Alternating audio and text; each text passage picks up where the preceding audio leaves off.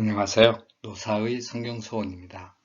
오늘은 요한복음 8장 12절에서 20절 말씀을 통해서 세상의 빛 그리고 그 증언이라는 주제로 살펴보도록 하겠습니다.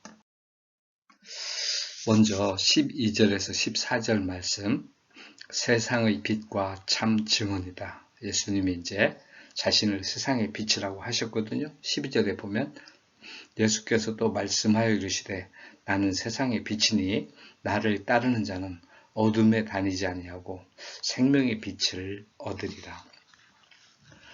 여기 나를 따르는 자, 아마 방금 전에 간음하다가 현장에서 잡힌 여인에게 나도 너를 정죄하지 않는다. 가서 다시는 죄를 범하지 말라. 이렇게 말씀하셨잖아요. 지금 보면 예수께서 또 말씀하여 이르시되 이랬기 때문에 그 장면과 성전에서 가르치실 때 예수님을 골탕 먹이려고 데려왔던 거 아닙니까? 그래서 바로 그 자리에서 지금 말씀하시고 있다. 이렇게 나는 봐야 된다고 봐요. 사실 지금 제가 헬라어 성경으로 참고하는 성경 중에 하나가 구글에 있는 거거든요. 그런데 지난주부터 7장 53절부터 11절, 8장 11절까지는 내용이 없는 거예요. 거기에. 그리고서 7장 52절까지만 나오고 그 다음에 딱 8장을 켜니까는 12절부터 있는 거예요. 그렇지 않으면 그거를 내가 타이핑을 하려면 이게 헬라어가 힘들거든요. 사용하려고 할 때. 그래서 이제 딴 거를 가지고 살펴봤더니 다른 데는 있는 거예요. 그래서 제가 이제 다른 성경본을 참고를 한 것인데 왜 없는가? 우리 개정번역이나 개역개정이나 다 보면 요한복음 7장 53절부터 8장 11절까지는 꺽쇠표가 되어 있어요. 그런데 이게 성경을 번역하던 사람들이 볼 때 이 부분이 이어지는 내용이 아니고 누가 첨가한 게 아닐까 이런 판단을 했다는 거죠. 그런데 저는 7장 전체 내용을 볼 때 무언가 일어날 일이 있는 가늠한 여인에 대한 그런 사건이 일어날 분위기였다고 저는 살펴보았고 지금 12절에 보게 되면 나를 따르는 자, 사실 이 여인이 딴 길로 갔을 거 아닙니까? 그러나 유대인이란 말이에요. 아마 계속해서 예수님이 이런 말씀 전하신 것을 그 여인이 어딘가에서 들었을 겁니다. 결국 예수님이 38년 된 병자 나은 사람이나 나중에 소경 고쳐준 사람들이나 그 누구나 자기에게 치료를 받은 사람들이 사는 길은 나를 따르는 자다. 그리고 지금 이 앞에서 예수님 앞에서 말씀을 듣고 있는 모든 제자들 그리고 심지어 오늘 우리 말씀을 생각하는 우리에게까지 나를 따르는 자는 세상의 빛으로서 빛 가운데 걸어간다. 이렇게 말씀하시려고 하는 거라고 보는 거예요. 보통 지금 영국의 수정역본이나 미국의 수정역본에 보게 되면 이 부분이 많이 다 괄호로 돼 있어요. 그런데 킹 제임스 버전, 흠정역이라고 하죠. 거기는 괄호가 없습니다. 그냥 말씀으로 받아들이고 있죠. 이런 사실을 이제 그 안에 두고 저는 이 부분도 사도 요한이 직접 기록했다라고 봅니다. 왜냐하면 제가 생각할 때 요한복음 4장에서 사마리아 여인에 대한 기사를 그렇게 잘 쓰고 있거든요. 그리고 예수님 어머니 마리아와 관련된 내용도 사도 요한은 참 친근하게 잘 쓰고 있어요. 나사로의 누이 마리아에 대해서도 마르다와 마리아에 대해서도 어쩌면 그렇게 따뜻한 마음으로 아무런 음탕함이 없이 그렇게 복음적으로 서술하고 있는지 말이죠. 그래서 저는 이 부분도 요한이 아니면 제자들 가운데서는 쓰기 어려운 사안이다. 이렇게 믿고 싶습니다. 그렇게 믿습니다. 그리고 지금 현재 본문을 접근함에 있어서 그런 배경을 넘어서서 가려고 하는 거죠. 그럼 예수님을 아클루스온 뒤따라가는 거예요. 이런 사람은 뭐라는 거죠? 어둠에서 생명의 빛 가운데로 옮겨진다, 걸어간다, 그 말이죠. 저는 어둠을 죽음, 절망, 공포, 타락, 자기 죽임, 남을 죽임, 이런 것들이 판치는 세상이다. 적어도 갈 길을 모른다. 광야나 똑같은 거 아니겠습니까? 여기에 비해서 생명의 빛은 일단 에너지, 활력이 넘친다. 소망, 의욕, 평안, 화목, 이런 것들이 성장의 감, 이런 것들이 있는 것이다. 우리는 결국 영원한 삶을 생명의 빛 안에서 찾아야 되겠죠. 세상의 빛이다. 어둠 속에 대한 세상의 빛입니다. 이것만 세상이라고만 해서 밝혀지기 어려우니까 여기에 생명의 빛이라고 하는 것을 더 밝혀주신 거죠. 세상의 빛은 곧 생명을 주는 빛이라는 말씀이 되겠습니다. 그런데 유대인들이 이렇게 말씀을 하니까 내가 너를 위해 증언하는 게 웃기지 않냐? 자기들 보기에는 뭐예요? 예수님은 어떻게 죄인인 그 여인을 깨끗한 사람이면 죽이라고 했을 텐데 죽이지도 않으면서 말이야. 지가 뭐 판단이 맞다고 생각해? 율법을 아는 우리가 보기에도 이거는 판단이 잘못됐는데 지금 이런 의문이 있는 거겠죠. 그런 의심이. 그러나 우리에게는 예수님의 증언보다 확실한 것이 없습니다. 지난 시간에 우리가 한때 생각해 봤지만 가늠하다 현장에서 잡힌 여인은 우리입니다. 쉴 새 없이 우리가 가늠합니다. 저 역시 나쁜 마음 많이 먹고 조금만 모여서 어려워지면 하나님 안 찾고 말이죠. 딴 거 제가 갖고 있는 수단, 지식이라든가 이런 것들을 기용짐을 이런 걸 이용하려는 게 너무 강하단 말이에요. 그래서 가늠하다 잡힌 여인은 곧 우리다 이렇게 생각해야지요. 이런 사람들에 대해서 예수님이 참 증언을 하십니다. 뭐냐면 나는 말이 어디서 오며 어디로 가는지를 안다. 그래서 내 증언은 참되다. 이 말은 무슨 말이죠? 영생의 길이잖아요. 영원히 다스리시고 살아계시는 하나님이 누구신지를 안다는 거죠. 그거를 지금 앞에 있는 사람들이 예수님을 모르니까 하나님을 자연히 모를 수밖에 없잖아. 그런 사람들에게 내가 하나님이고 이거 얘기해야 안 듣잖아. 내가 어디서 오며 어디로 가는지. 이게 말이죠.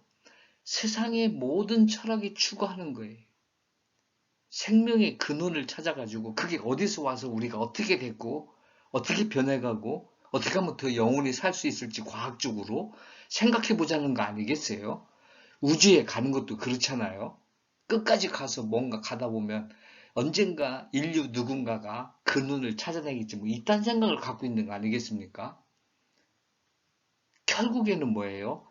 내가 어떤 존재이고 누구이며 앞으로 내가 죽는다면 어디로 갈지 이런 것들을 아는 사람이 되어야 도가 텄다는 거죠. 속된 말로.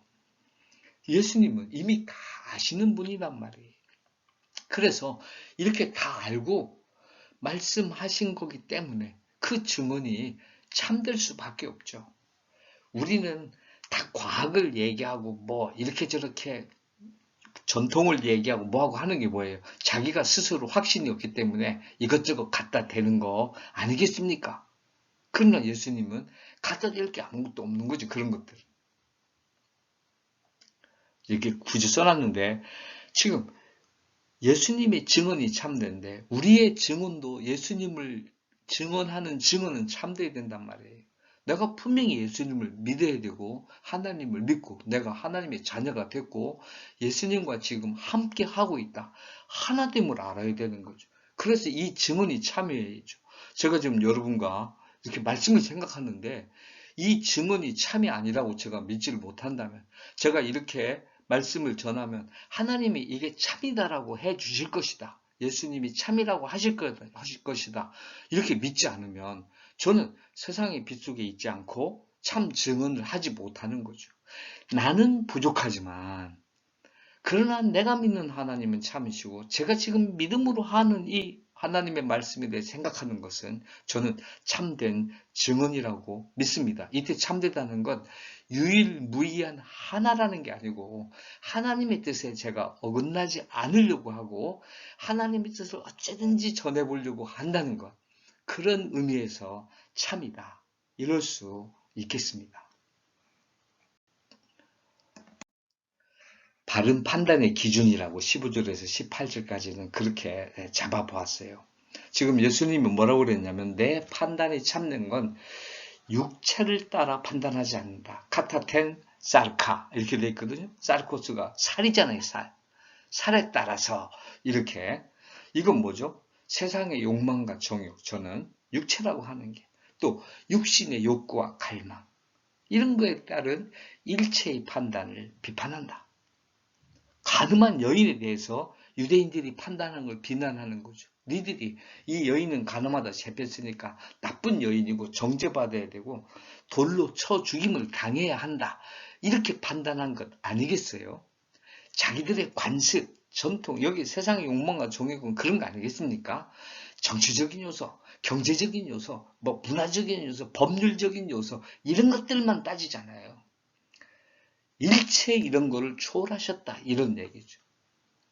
우리가 세상에 살면서는 우리는 육신을 가진 한 이런 정도의 제약을 안 받을 수가 없겠죠. 그러나 하나님을 믿는 사람이라면 사람을 판단할 때 이런 육체적 판단은 넘어설 줄 알아야 된다는 거죠. 그래야 되지 않을까요? 그러면서 예수님이 뭐라고 하셨냐면 너희는 육체를 따라 판단하나 나는 아무것도 판단하지 아니하노라 이렇게 얘기하셨단 말이에요. 그럼 아무것도 판단하지 않는 얘기 우데나거든요. 우데노스 단수예요. 이건 복수고요. 중성이에요. 어떤 것도 판단하지 않는다. 제가 생각하기에는 예수님은 굳이 판단하실 게 없잖아요. 모든 걸 다 아시잖아요. 그러니까 나는 그냥 안다 이러시는 거죠. 그래서 굳이 뭘 판단하고 자시고 할 필요가 없다고 보여져요. 우리도 말이죠. 내 아내를, 내 친구를, 내 이웃을 그냥 사랑한다면 굳이 그 사람이 무슨 짓을 하는지 판단할 필요 없잖아요. 내가 의심이 가고 뭐 할 때 이렇죠. 그때 많이 판단이 이루어진단 말이에요. 예수님은 지금 아무것도 판단하지 않는다. 그런 세상의 가치, 이런 거에 일체 그런 거에 따라서 판단하지는 않는다. 이게 나중에 너희는 나를 모르고 아버지를 모른다 이럴 때 이때 더 연결이 될 수 있으니까. 그때 이제 봤다예요. 봤다. 오이다가 나오거든요. 지금 예수님이 앞에서 말씀하시면서 지들이 보는 거예요. 그런데도 안 믿는 거죠. 바른 판단의 기준은 바로 하나님이 인정하시는 것, 예수님이 인정하시는 것, 그것이어야 한다. 이렇게 되는 거죠. 예수님의 판단은 참입니다. 자신이 자신을 증언한 것이 참 진리입니다. 그래서 예수님이 가늠한 여인을 나도 정죄하지 않는다라고 했을 때 그게 참이라는 거예요. 영원히 우주를 꿰뚫는 참입니다. 그렇게 될 때 우리도 죽을 수밖에 없는 존재들인데 하나님과 더불어 화목하게 되고 예수님과 더불어 영생하게 된 거고 예수님이 가지고 있는 하늘나라의 모든 권세에 우리도 함께 참여하여 누리는 자가 된 것이죠. 우리 예수님의 증언이 참이 아닐 때는 우리는 다 죽는 것입니다. 진리이신 아버지 하나님이 증언해 주신다. 내가 혼자 있는 게 아니요 나를 보내시니까 나와 함께 계심이라. 그래서 예수님의 판단에 대해서 하나님이 같이 증언해 주신다는 거죠. 그래서 예수님이 지금 사마리아 여인을 고친 거, 38년 된 병자를 안식일에 고친 거, 이런 것들이 다 참이다. 하나님이 증명하신다. 이런 얘기죠.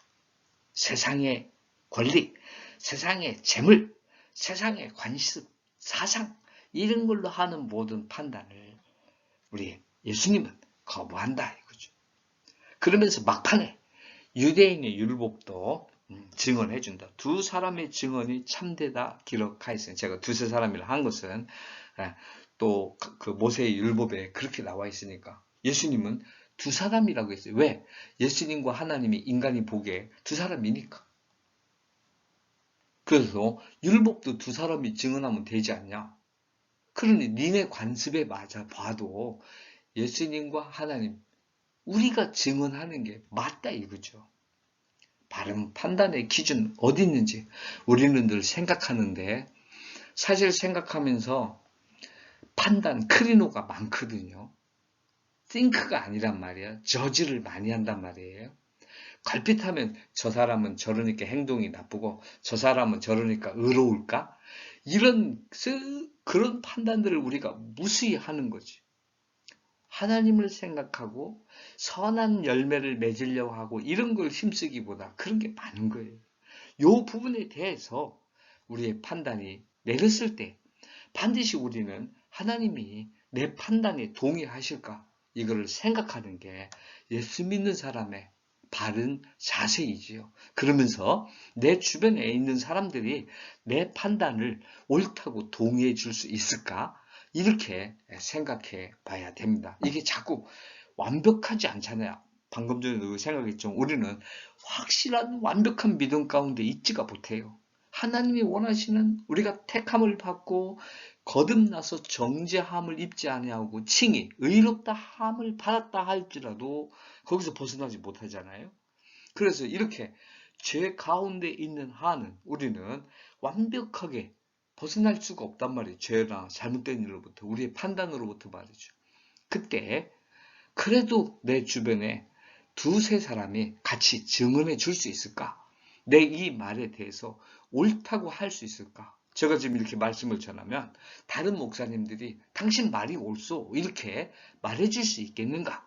이런 것들을 생각할 줄 알아야 된다. 세상의 관심과 하나님의 위험입니다. 19절에서 20절 말씀입니다. 유대인들의 아버지에 대한 관심은 있습니다. 예수님이 얘기하니까 너 이제 이에 그들이 묻되 내 아버지가 어디 있느냐 이렇게 한 거예요. 나를 보내신 아버지도 나를 증거해 이렇게 했더니 야, 네 아버지 어딨냐 이렇게 지금 물은 거죠. 이 사람들이 관심 있는 건 뭐죠? 혹시 지네 조상 대대로 믿고 기다리던 그들만의 하나님, 자기에게 온갖 것을 좋은 걸 주시고 승리하게 해주실 그 하나님만 생각하는 거죠. 이런 걸 특별히 자이어니즘이라고 그래요. 시온주의. 유대인들이 갖고 있는 유대주의죠. 그랬더니 예수님이 이제 예수님께서 대답하시되 너희는 나를 알지 못하고 내 아버지도 알지 못해. 이렇게 얘기합니다. 우테 에메 오이다테 우테 톤 파테라 무. 그래서 뭐예요? 우테 에메 나를 너희는 여기에 너희가 있는 거예요. 너희가 알지도 못하고 또한 아버지도 몰라. 나의 아버지를 몰라.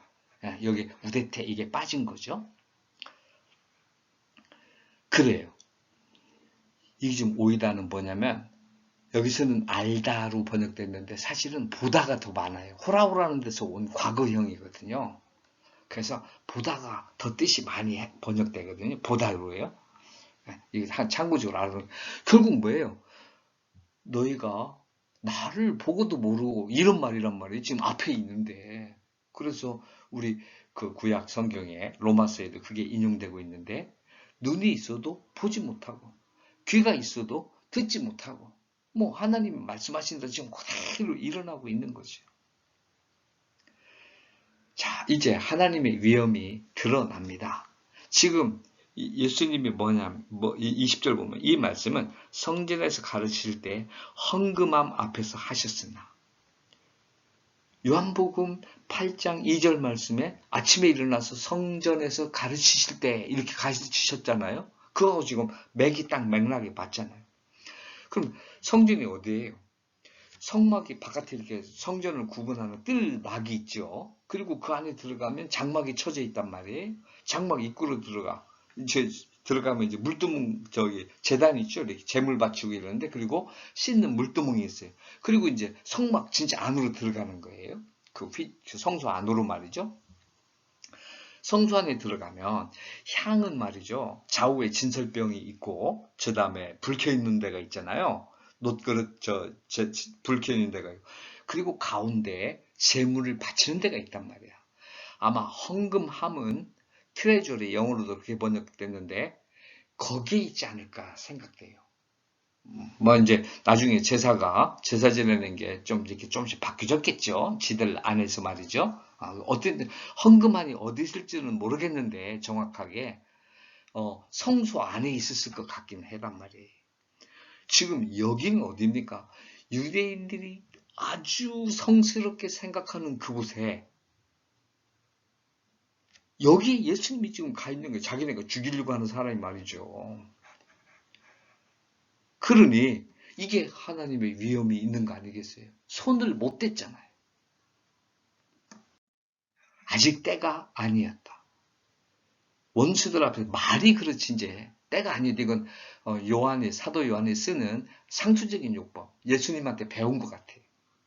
아직 내 때가 아니니다. 이게 말이죠. 원수들 앞에서 조금도 좀 하늘나라의 비밀을 말씀하겠는데 이제 깨달은 거야. 그래서 하나님의 위엄이 지금 그곳에 임재하고 계신 거죠.